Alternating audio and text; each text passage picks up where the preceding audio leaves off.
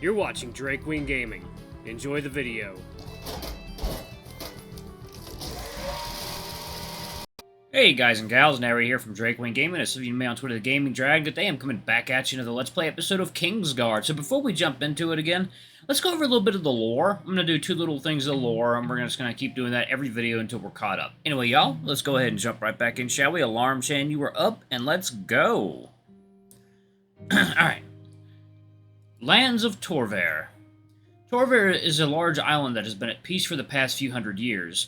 Other than a single strip by a veteran captain hundreds of years ago, no known individual has ever returned from the journey to explore what is believed to be the Outer Lands.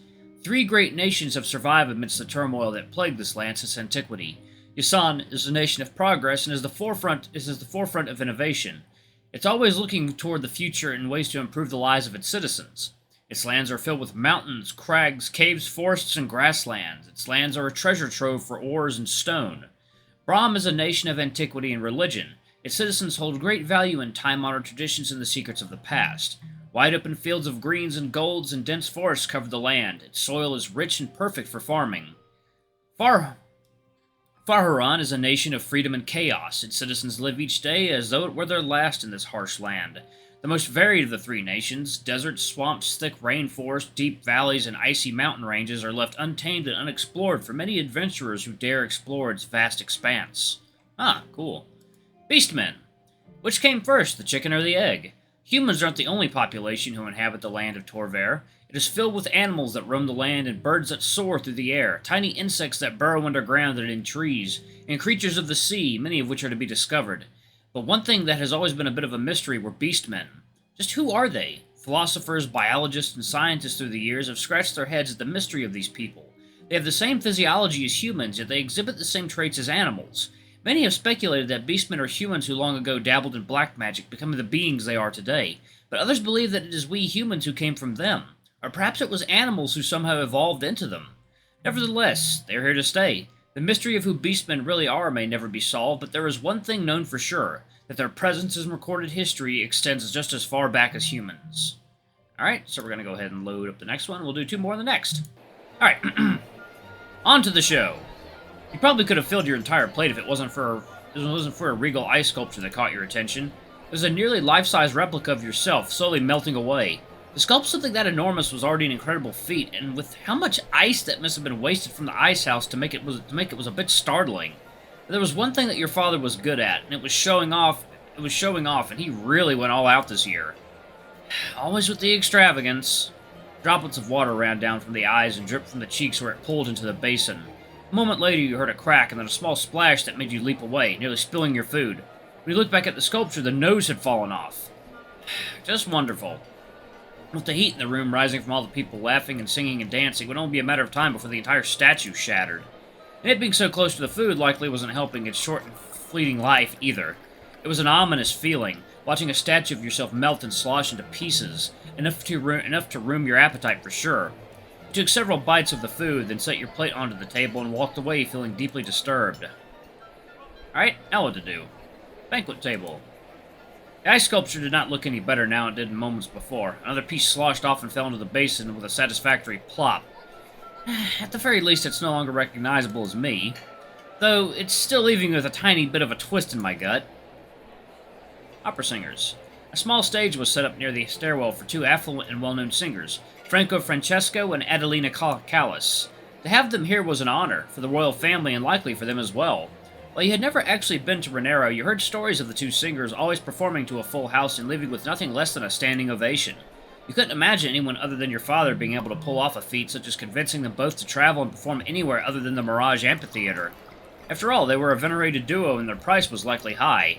Just like you, they had it all. Fame, fortune, good looks, especially Franco, whose devilishly handsome looks easily hooked your attention. You had only seen paintings of Franco, but they could never capture the details of him in person. His chiseled chin, groomed mustache, and piercing eyes made all the ladies swoon over him, making little jealous that they had a better chance than the prince himself. And while Adelina wasn't your cup of tea, you cannot deny her beauty, and neither could several of the noblemen hoping to at the very least share a dance with the starlet. One second, y'all. Let me move my timer a little bit so that I can see it better. There we go, because I have work in a bit. Perfect. Okay. Let me have a little sip of water here. Ah, much better. Pop! I love that. Let's do that again. Ah, damn it. I thought it was something I did. Okay. They're performing a beautiful song with such elegance and clarity, you cannot tell who was the better singer. Franco's deep voice was enough to send the audience to their knees, and several glasses began to shake as Annalena hit high notes. When the last note was sung, and the two performers bowed and curtsied to enormous applause, yourself included, they rose back up and stepped off the stage to mingle with the crowd and rest before their next song. He wanted to step forth to greet the captivating Franco, but a crowd of fevered noblewomen had already gathered around him. Even as a prince, you doubted you would have been able to part them for a single handshake. Another time, I suppose. He wistfully moved on to see what other entertainment was prepared that night. Alright, now to what to do. Circus animals. The words of that servant had intrigued you. An elephant on a ball? It sounded absurd. But if anyone could train an animal to do such a feat, it would be the traveling circus. Now, jump! The music in the air was energetic and bouncy, far more lively than what was being played inside. He moved around the crowd of guests all gathered around the garden to witness the spectacles of tamed animals performing tricks. A large cat of some kind, a cheetah or jaguar, perhaps. You couldn't tell it was some kind of yellow and black-spotted animal dashing around the garden, jumping at a woman's command. She was dressed in a vibrant red, white, and black getup that held a taut whip in her hand that she cracked at the cat whenever it tried to lash out at her.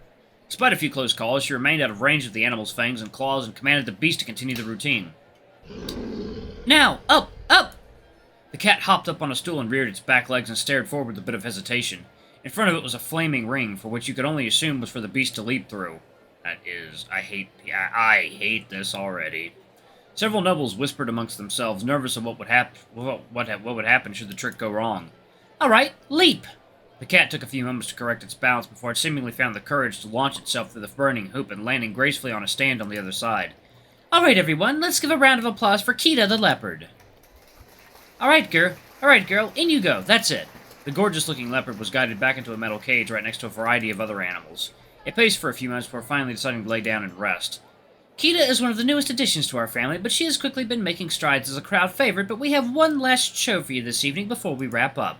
The ground shook as a large decorated elephant was brought forth, and a wooden ball was held into place as the creature started to make its way onto it. Ellie here was found in the far Harun wilds, a baby separated from its tribe. They had already moved on, so we decided to add her to our family. She's a very docile creature, so I will ask you to hold your applause or any other kind of sudden gestures or noises until the trick is over. The gray giant stepped onto a platform that assisted its way onto the ball, and after several careful baby steps, she was traveling atop the sphere. It looked as though she was going to fall over a few times, but she maintained balance and rode a short distance before being let down. Let's hear it for Ellie, everyone! The garden was filled with chatter amongst the nobles, and all aghast that such a large thing could so easily maintain its balance on such a small ball. Even you were quite amazed. Sure, dogs and cats could be trained, but an elephant? It certainly was a wonder. Thank you for joining us this evening, folks. We hope that you enjoyed the show. The animals were all hauled away, and the garden was settled down to a few nobles mingling about. When it started to get a bit chilly, you decided to head back. Alright, time for a drink. Nearly everyone in the room had a glass in their hand, and it was about time that you got one too. You searched around the room for a servant, but all of them seemed to have magically disappeared. What's a prince have to do to get a drink around here? All the guests turned towards the stage to the same sound of trumpets, a familiar tune that you had not forgotten from your arrival earlier. Alright, y'all, water time.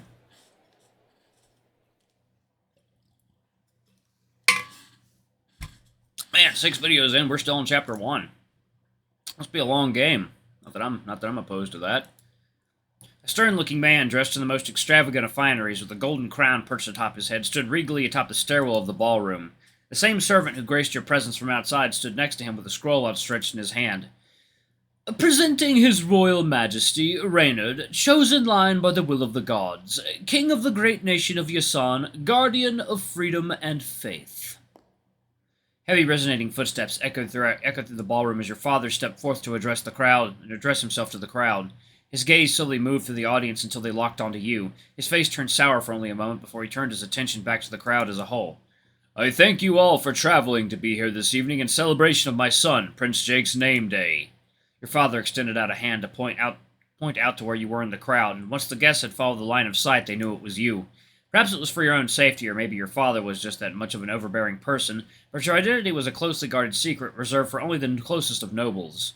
The nobles around you parted, giving you space and making a trail leading all the way up to the stairs. Your father looked at you expectantly, wishing that you would join him, but you wanted to have nothing to do with him. He always expected things to go his way, always wanted to take the lead and for you to follow without complaint. You stood your ground and your father scowled for just a second before bringing his hand down. 37 long years have passed since the last coronation was held within these walls, and I have grown old. It won't be long before I, too, like my ancestors, must hang my mantle and pass on the crown. As per tradition, with tonight being the 20th year since my son was born into this world, he is now of age to wear the crown. It may seem like quite the position, the notoriety, the wealth, the glamorous lifestyle, but that is far from the truth. As king, I hold the very nation on my shoulders, and that is a difficult task for any one man to hold. My word may be law, but that doesn't mean that I can simply do whatever takes my fancy. A single decision could bring the kingdom to ruin over the course of a single night, whether that be from invaders from the outside or from dissent from within. That can also bring prosperity, growth, and unity. A stable mind, an honest heart, and a true love for all the lives who live in this great nation are the necessary qualities one must have, must strive for, to be a leader, a ruler. But there isn't a doubt in my heart that once my son takes charge, our nation won't rise to even greater heights. For many of you, this might be the first time that you have laid eyes on my son. Perhaps some of you have doubts. When I first rose to power, it was the same with me. But given time, I would like to say that I have gained your approval. And I hope that all of you will assist him and extend your blessings as well. We have a long road ahead of us still. During these past few years, we have seen hardship. Despite the many decades of peace Torver has been given from the great and merciful gods above. The emergence of the madness, for one, cropping up across the land like an infected blemish, instilling fear into our hearts and taking away loved ones. We may not know what causes such terrible affliction, turning a friend into foe, a sweet and kind family member to some kind of murderer. But together we can and will fight through this, and find a cure to such a sickening plague. But despite the horrors of the world, we have also seen great progress as well. Look no further than Azite and their modern marvels that have made life so much easier for our kingdom.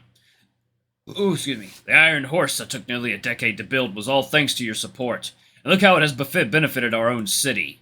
You all are the pillar of this great nation, and for us to stand tall, we must ensure we assist one another. And for us to continue to grow and thrive, we must all work to mend many cracks that appear in our foundation. Any cracks. It is how we have always lived, and how we should continue to live. I hope that you will accept my son should anything happen to me, and work with him to keep Yasan the shining beacon of the world. I have confidence in him, and I hope that all of you do as well. Now then, enough talk. Tonight is an evening of celebration. Please eat and drink at your leisure. I spared no expense at bringing forth the best wines and foods this nation has to offer. No matter what horrors the darkness may bring, Yasan still stands dawn. Yasan still stands till dawn. It wasn't his most memorable speech. You could tell by the way he spoke, listening in on the signs that gave away how he was making it up as he went along. The crowd still loved it all the same. Despite how much you detested your father's voice, his speeches inspired and changed people. Even one as simple as this held much power in it. And once again, he was making decisions that involved yourself without first conferring with you. For all of his talk of you being next in line to be the king and trusting you to hold the crown, you doubted you would have any say in the decision-making. His council would probably take care of everything, and you would be nothing more than a decorated token with a shiny crown on your head. What infuriated you even more, though, was the fact that he dropped the ball so suddenly, just casually announcing you to the nobles like that. Yes, it eventually had to be done. Maybe he had something planned tomorrow, like a parade through the city to show you off to the people. But right here and now, without your knowledge, it took you off guard. It was like some kind of play scripted by your father. If it wasn't for the guards that had been following you around the castle at a distance, you'd have already stormed up to your bedroom by now. The music picked up again, and he bounded down the stairs to mingle with the nobles. Despite the speech being over and the festivities and music was in full swing again, there's this bubble around you that the nobles in the room seemed to avoid. They likely weren't entirely certain what to expect. The reveal of who the prince was as much of a surprise to you as it was as to why it was so difficult to get a single drink tonight. You spotted a server in the distance holding a tray filled with several glasses and a bottle in the center. Before they too vanished, you moved onwards right into the crowd before they could part around you again and headed straight for the servant. The space behind you filled back in again, but none approached you. I need a drink. Oh, sire, good evening. I'm sorry to ask this, but may I inquire as to how much you might have drank this evening? Excuse me? It's just, your father said that... I don't care what my father may have told you, but I need a drink now. You reached for the bottle in the center before the servant could move it away and took a quick drink. Sire! I'm assuming he told you I was only permitted to have 1 glass per hour? Well, yes, but... Well, this bottle is made of glass, correct? I suppose that's true. So by that logic, it is fair game, as I currently haven't had anything yet to drink. You took another swig from the bottle and quickly wiped the juices from your cheek. Cheers, and happy birthday to me. You glanced around the room for a suitable place to drink where you wouldn't be bothered. Right now, you didn't want to be badgered with questions from inquiring nobles about what you would be doing as king and why you were kept secret for so long. Some alone time with your thoughts and time to simmer down is what you needed right now, but there wasn't a spot in the room that wasn't crowded with nobles. You decided instead to head over to a set of double-door windows that led out onto a balcony overlooking the city. Oh, that's pretty. It was nice and peaceful outside. The music and constant chatter was dulled, giving you time to actually collect your thoughts. The air was cool and crisp, and the wine down your throat warmed you. The stars shined brilliantly in the sky, and the sounds of the ocean just not far off was such a nice change of pace. For several minutes you relaxed on the ledge of the balcony, swirling around the red liquor in the bottle and every so often taking a few sips. So, this is where the man of the evening decided to vanish off to. Spinning it all alone now, are we? Oh, hello there. Cough, cough. I can't cough right now, it'll give me hiccups. Oh, well, look at that.